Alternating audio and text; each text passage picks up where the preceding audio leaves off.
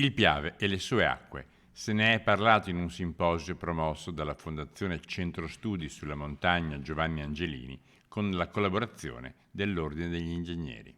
Oggi si parla del Piave, dei cambiamenti climatici, del deflusso ecologico, del rischio idraulico, quindi il Piave a 360 gradi con tutto quello che ne comporta. La portata del Piave è molto variabile, in realtà non è un fiume ma un torrente dal punto di vista tecnico, perché la sua portata può passare da 30-40 metri cubi al secondo a potenzialmente 5.000 metri cubi al secondo, con tutti i rischi che questo comporta. Molti gli aspetti che preoccupano, non solo a valle, dove si ricordano drammatiche esondazioni, ma anche nelle terre alte. Preoccupa lo sfruttamento delle risorse idriche, preoccupa il cambiamento climatico, quindi la variazione di portate che ci potremmo aspettare con eventi meteorologici estremi, oppure la scarsità di acqua per l'insufficienza di precipitazioni meteorologiche. Parlarne serve a prevenire, ragionando su storie, possibilità e rischi che, se dovessero trasformarsi in situazioni reali, non devono cogliere nessuno impreparato. Viene affrontata questa tematica, ma viene affrontata anche la tematica del deflusso ecologico, il passaggio